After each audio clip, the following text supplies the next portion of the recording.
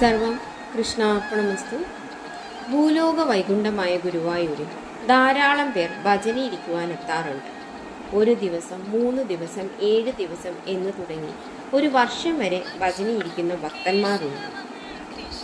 ഭജനയിരിക്കുന്നതിന് ശരിയായ ചിട്ടയുണ്ട്. വെളുപ്പിന് 2 മണിക്കാണ് ഭജനയിരിക്കുവാൻ തുടങ്ങേണ്ടത്. ഈശ്വര ധ്യാനത്തോടെ മനഃശുദ്ധി വരുത്തി ക്ഷേത്രകുളത്തിൽ മുങ്ങി കുളിച്ച് ഭഗവത് സമർപ്പണത്തോടെ നിർമ്മാല്യ ദർശനം നടത്തി ഭജനം ആരംഭിക്കുന്നു. നിർമ്മാല്യ ദർശനം നടത്തിയാൽ സർവ്വ പാപങ്ങളും നശിച്ചു പോകും. ഈ സമയം മറ്റെല്ലാ വ്യവഹാരങ്ങളും വിട്ട് മനസ്സ് ഗുരുവായൂരപ്പനിൽ ഉറപ്പിക്കണം.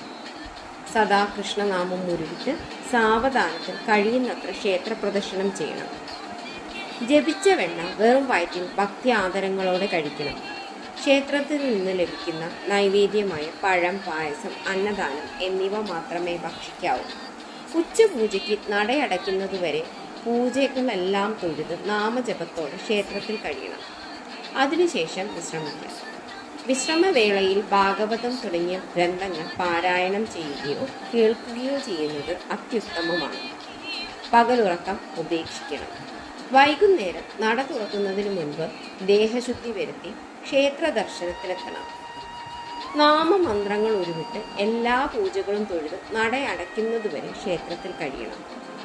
രാത്രി ഭഗവാന്റെ തൃപ്പുക തൊഴുത് അതിനുശേഷം കൊടിമരത്തിൻ്റെ ചുവട്ടിൽ വന്ന് സർവ്വപാപങ്ങളും ക്ഷമിച്ചു കൊള്ളണമെന്ന് പ്രാർത്ഥിച്ചുകൊണ്ട് ശരണാഗതിയോടെ നമസ്കാരം ചെയ്യണം. തൃപ്പുക ദർശനത്തിന് മോക്ഷപ്രാപ്തിയാണ് ഫലം.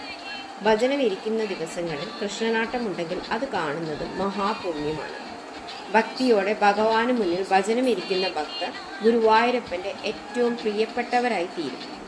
ഗുരുവായൂരപ്പൻ്റെ മുന്നിൽ ഭജനമിരുന്ന് സർവ്വപാപനാശവും ദുഃഖ നിവാരണവും നേടാൻ കഴിയും എന്നാണ് വിശ്വാസം.